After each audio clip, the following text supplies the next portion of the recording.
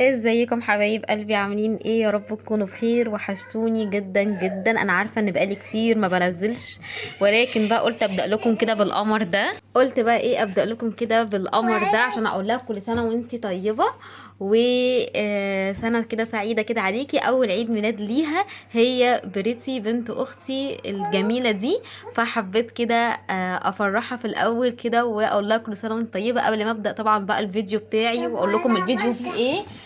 حبيت ان انا ايه، اوريها لكم كده واقول لها كل سنه وانت طيبه وعقبال مليون سنه. وكان عاملين كده عيد ميلاد كده صغنن كده على قدينا. كان ده يعني كده في البيت، ما عملناش حاجه قوي، وحبيت اقول لها كل سنه وانت طيبه بس. فطبعا تعالوا بقى ايه، نشوفها كده وهي واقفه اهي. طبعا عيد ميلاد يعني عائلي وكده، فكنا عاملينه في البيت بقى وكده، بس طبعا كان حلو جدا.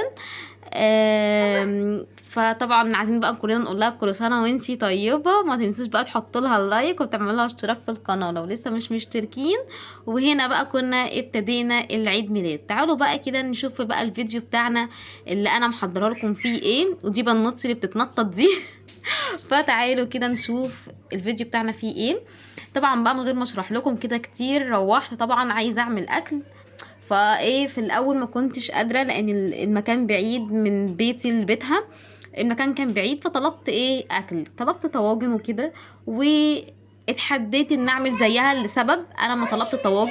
طلبت اتنين من مكان كده يعني المام، مش طبعا مش هرضى اقول اسمه عشان برضو هو رزق برضو ليه وكده، فما اقدرش ان انا برضو اقول المكان. جبت اتنين، جبت واحد بالبطاطس وواحد اسمه الطاجن يعني باسم المحل. تمام. فطبعا لقيت سعرهم عالي، وكمان الحاجة اللي جواه مش قوي يعني ما تستاهلش السعر ده. كان جواه ايه؟ جواه كام شريحة كده من البطاطس. تمام. وجواه كل طاجن 3 حتت لحمه بس، 3 حتت لحمه. تمام. فطبعا على سعره ان الواحد ب100 جنيه ب3 حتت وكم شريحه بطاطس، وكمان الطاجن صغير جدا. فطبعا قلت لا ده حرام، ده انا لو كنت جبت كيلو كنت طبعا عملت اكل عليه وكده كان هيبقى احسن من ده كله. فبجد بلاش الاكل الجاهز، حقيقي مش بيوفر معاكي، بالعكس بتدفعي اكتر وبتلاقي الحاجه قليله جدا من جوه. طبعا بتشوفي بقى في الاعلانات وكده، يعني انا شفت بقى كان حد عامل ريفيو عنه في فرق، وكمان قال كميه اللحمه كتيره والطاجن طعمه حلو، ولكن عكس كده تماما. فطبعا بقى لما جربت لقيت ان فعلا دي اعلانات وبيبقوا واخدين فلوس على الكلام ده، وده مش بيبقى حقيقي، بيبقوا مظبط لهم طبعا الحاجه عن اللي احنا بناخدها تماما. انا طبعا شفته وكان شكله حلو والكميه كانت كويسه، وقلت طبعا لو على السعر ده والكميه دي اللي كان عامل الريفيو فقلت خلاص تمام نجرب. اما بقى لما انا جربت طبعا بما ان انا مش هعمل ريفيو ما كنتش عارف انا مين وكده، فطبعا لقيت 3 حتت بس، و3 حتت صغيرين جدا، والطاجن كان صغير وحجمه صغير. فانا قلت طب انا على ايه ما دام انا عايزاه. وبعد ما جبت كان حتى الطواجن اللي انتوا شايفينها دي كانت هي تبعه. بعد ما فضيت تاني يوم على طول قلت لازم اعمل انا في البيت، مش هجيب حاجه تانية من بره، لان فعلا دفعت 200 جنيه في 3 حتت لحمه، والطاجن التاني برضو كان 3 شرايح بقى اللي هما صغيرين جدا.